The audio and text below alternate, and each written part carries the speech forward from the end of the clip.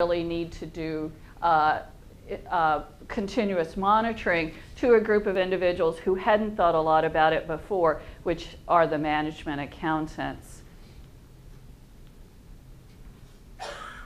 So my co-author and I, a doctoral student at UNT, defined the adoption of continuous monitoring by management accountants as an innovative process that is bottom-up, initially championed by employees who take on an entrepreneurial spirit and sell this up through the corporate ladder. A review of literature in management, in technology, in accounting results in the definition of a model of defining the factors, the characteristics of the technology itself, of the organization that the individual works within, and of the individual themselves. And then this research generally feels that social influence encourages someone to innovate. That is, if other people are doing it, if other people think it's cool, then you'll be more interested in championing it as well. One thing we did was offer two levels of complexity of the type of continuous monitoring that the individual might choose. Half of those who got our survey were presented with a continuous monitoring system that was really continuous extraction with periodic monitoring, and another was a true online real-time continuous monitoring system. So we varied the complexity of the technology to see if that would make a difference. Because we were asking people who probably didn't know very much about continuous monitoring and certainly had not adopted it themselves, we were asking, what is your intention? If you had the opportunity, would you become a champion of this technology and push it through your organization? We were not looking at those who actually had done it. So this is the realm that we were looking in, is would you, given what you've learned through the front end of the survey that we gave them. This is my opportunity to plug the IMA's Foundation for Accounting Research. They gave us the funding and the support to do this. And part of the way we sold it to them was it was our opportunity to educate their membership on what continuous monitoring was all about, because at the front of this, they had to learn what continuous monitoring was in order to tell us whether they would consider championing it. Most of them did not have a familiarity with the technology. So we opened the survey by defining continuous monitoring, giving them a definition of the particular system that we wanted them to consider. And then we asked them, what is your intent to champion this technology to your organization? Followed by questions developed from research in a number of fields. Practitioner members of the IMA were invited to participate. We got what we feel is an excellent sample, 322 participants with well-educated, significant experience in the field. This is not easy to read, so I'm going to go back, maybe, to the model and let me talk to you about the results based on the model. We asked several questions about their perception of the technology itself, and these questions were all significantly related to their intention. As far as the complexity, when we varied the two forms of technology, you may not be surprised that they were much more willing to champion a lower complexity information system than the higher complexity. They could understand. They felt like they could master perhaps one that just continuously extracted and did periodic testing of the transactions.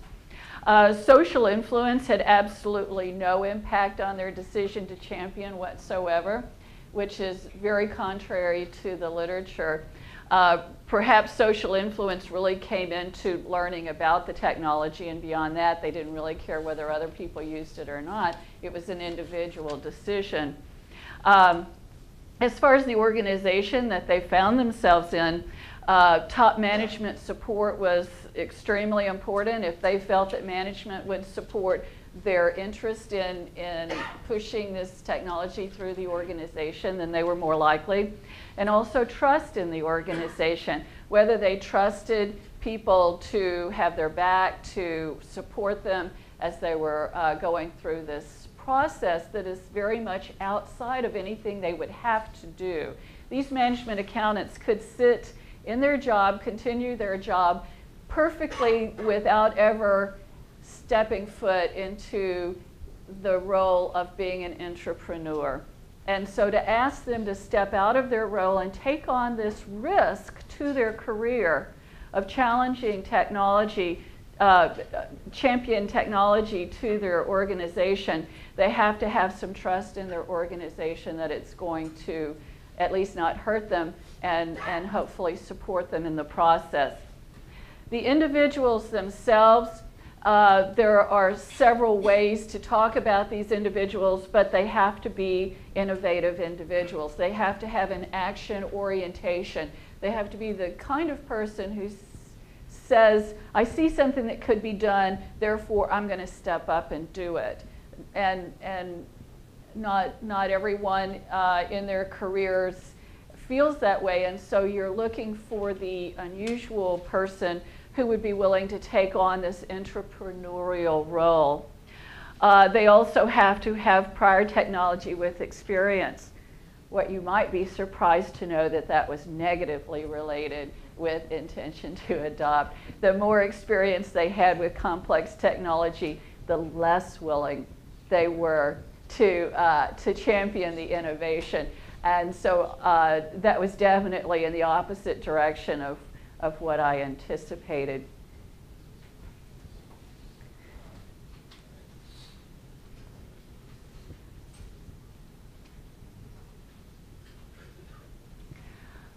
So what is the contribution? One of the primary contributions I sold to IMA and that I still feel is significant is that it has given us the opportunity to introduce this subject to a group of people who had not heard it before. And so maybe possibly just through the activities of answering this survey, we might have created a few sparks. And certainly I got a lot of emails from people after they did the survey of, wow, tell me more about this. So I think we were successful in maybe starting a discussion in the IMA community. We found that complexity may hinder support, and therefore perhaps starting simple is the best way. We confirmed the theory that characteristics of the technology, of the organization, of the individual champion all influence the innovation process. And we're continuing to work with our data and find more things to talk about in it. I have a challenge for you. Okay, wonderful. I think you should go to the IIA and seek a little support to study of innovation and auditing that you can convene. Basically, replicate the study with a focus on maybe the different technologies of continuous audit. So you would give an education, would be great for us. We all would learn a little bit. So we can divulge it more and see what would be the facilitating factors to the implementation of the continuous auditing side of management. I think that's a good idea. They have not been as receptive as IMA was, but perhaps now that I have demonstrated results, I might find a more receptive audience.